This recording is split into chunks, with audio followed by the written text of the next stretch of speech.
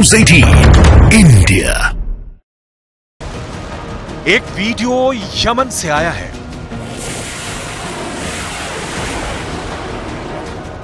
और एक video America के सीक्रेट एयरबेस से आया है। दोनों तरफ आग लगी हुई है, दोनों तरफ मौत बरसाने का सामान इकट्ठा हो चुका है।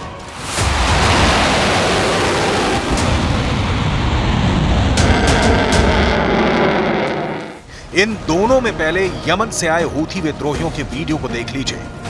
वो इस फायर पावर से अमेरिका और इजरायल दोनों को डराना चाहता है, लेकिन इस वक्त पूरे पश्चिम एशिया में अमेरिका और इजरायल का फोकस ईरान बन चुका है। बाइडेन की सेंट्रल कमांड एक्टिव हो चुकी है। सीक्रेट एयरबेस से लगातार रात में उड़ान भरी जा रही है। यह बात साफ है कि इराक और सीरिया के बाद अब अमेरिका का टारगेट नंबर 3 ईरान है। लेकिन ईरान पर अटैक कब होगा, कैसे होगा, हमला कितना खतरनाक होगा, इसका सिर्फ अंदाजा लगाया जा रहा है। यह रात में टेक ऑफ करने वाला विमान अमेरिका का सबसे खतरनाक लॉन्ग रेंज वाला बम वर्षक है। नाम है B-1 बॉम्बर। सीरिया और इराक पर बमबारी के लिए कितने बॉम्बर, कितने फाइटर जेट शामिल हुए, यह अभी तक नहीं बताया गया है, लेकिन मिशन खत्म होने के बाद यह बात जाहिर कर दी गई कि अमेरिका ने सीरिया और इराक के अंदर 85 टारगेट पर हमला किया। ये हमले 7 लोकेशन पर किए गए। सीरिया में 4 जगह और इराक में 3 ठिकानों पर बमबारी हुई। 125 से ज्यादा ऐसे बम दागे गए जिन्होंने पिन पॉइंट एक्यूरेसी के साथ टारगेट पर बहुत बड़ा धमाका किया। लेकिन इनकी उड़ान लगातार जारी है और यही इस वक्त ईरान का सबसे बड़ा डर है कि अगर B-1 बॉम्बर का रुख तेहरान की तरफ कर दिया गया तो क्या होगा।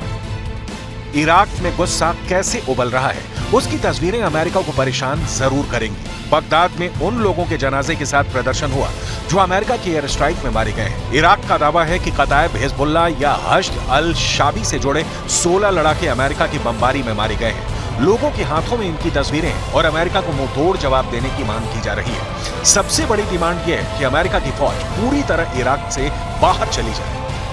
لإنهاء لإخراج الأمريكان ويجب عدم بقائهم شر مطلق للشعب العراقي، ويعني مزيدا من الدماء العراقية ومزيدا من التضحيات بالشباب العراقي. اليوم حان الوقت لخروجهم وعلى البرلمان أن يقول قوله الذي हश्द अल शाबी और कताइब हिजबुल्लाह इराक के वो मिलिशिया गुट हैं जिन्होंने आईसिस को मारकर खदेड़ने में बड़ी भूमिका अदा की थी। यही वजह है कि तब ईरान ने भी इनकी पूरी मदद की थी। ईरान कभी नहीं चाहेगा कि ये मिलिशिया कमजोर हो, क्योंकि इन्हीं की ताकत के जरिए उसका असर भी इराक और सीरिया पर बरकरार रहता है।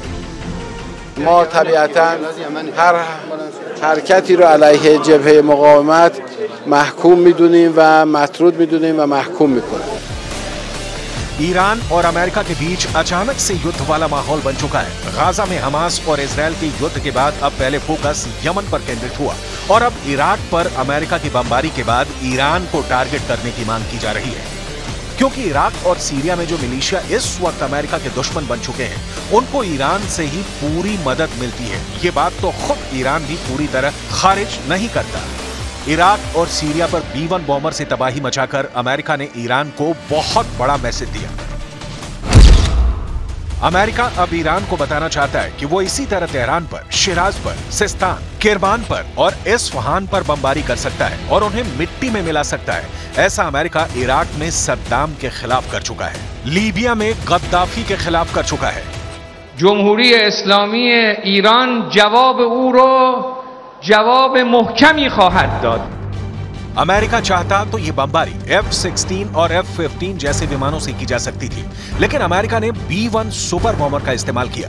यानी अमेरिका ने बता दिया कि वो चाहे तो अपनी काउंटर स्ट्राइक का दर्जा 10 गुना बढ़ा सकता है और ऐसा वो B-1 जैसे बॉम्बर के जरिए बहुत आराम से कर सकता है।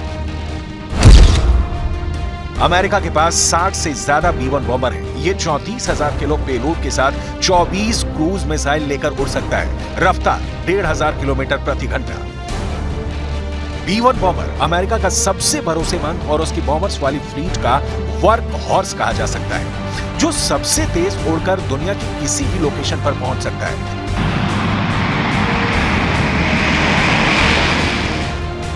यह ऐसा काला दैत्य है जो अकेले दम पर कई मोर्चों पर ईरान की ताकत को एक झटके में खत्म कर सकता है। अमेरिका की बॉम्बर वाली ताकत भी आपको दिखाते हैं, क्योंकि ईरान के खिलाफ तनाव का लेवल अब बाइडेन की नाक से ऊपर जा रहा है। ऐसे में सवाल है कि क्या वक्त आ गया है कि अमेरिका अपने सबसे खतरनाक बॉम्बर्स को सबसे बड़े मिशन के लिए तैनात करने पर मजबूर हो जाएगा। B-1 से बमबारी करके अमेरिका ने दिखा दिया है कि वो ऐसा करने से हिचकेगा नहीं। सवाल है कि क्या अमेरिका वाकई नया युद्ध करने के लिए तैयार है? क्या वक्त आ गया है कि अमेरिका ने जो गलती यूक्रेन को लेकर की है उसे ईरान के साथ नहीं दोहराएगा, यानी वो खुल्लम खुल्ला जंग करेगा? अमेरिका के कौन कौन से बॉम्बर किसी भी वक्त किसी भी डिप्लॉयमेंट के लिए तैयार है, ये भी देख लीजिए। B-52 को देखिए, अमेरिका का सबसे पुराना लेकिन सबसे खतरनाक बॉम्बर। जब ये रनवे पर चलता है तो और ज्यादा विध्वंसक नजर आता है।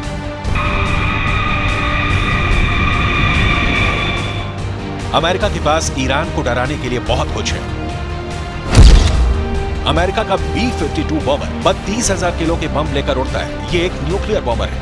8 इंजन की पावर से उड़ने वाला B-52 दुनिया का सबसे पुराना और सबसे खतरनाक बॉम्बर माना जाता है।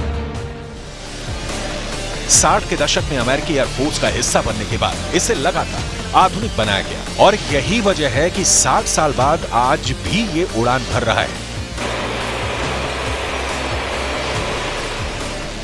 B-2 को देखिए, अमेरिका का स्टेल्थ यानी रडार की पकड़ में ना आने वाला बॉम्बर।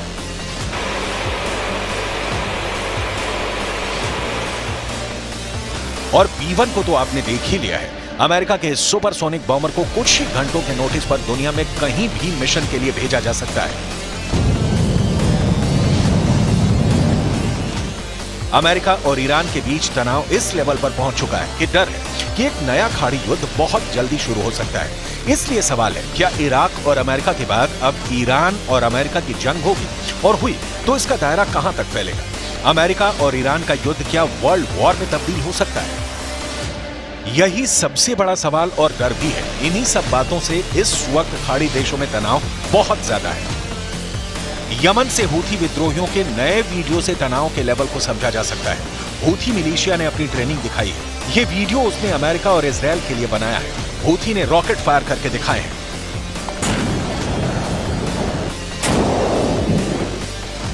हूथी ने अपने ड्रोन उड़ाकर दिखाए हैं।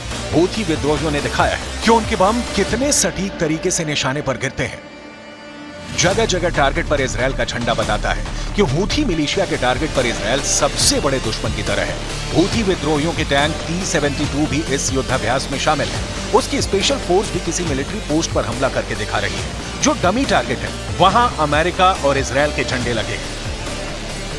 لأننا سائرون في طريق التدريب لرفع قدرات ومهارات قواتنا المسلحة، وأننا جادون في كل ما نقوم به، وأن القيادة السياسية والعسكرية عندما نفذت أوامر السيد قائد الثورة। यमन इस वक्त अमेरिका और ब्रिटेन दोनों के टारगेट पर है। लाल सागर में अमेरिका और ब्रिटेन के कार्गो जहाजों पर मिसाइल हमले हो रहे हैं और यही वजह है कि ब्रिटेन की वायुसेना अपने खतरनाक fighter jet euro fighter typhoon को बम से लैस कर रही है। इस जहाज को हूथी विद्रोहियों का टारगेट खत्म करने के लिए तैयार किया जा चुका है। ये लेजर गाइडेड बम है। ऐसे ही बम इजराइल ने गाजा पर इस्तेमाल किए हैं और अब इनसे ही ब्रिटेन यमन पर हमला करने के लिए बेकरार है।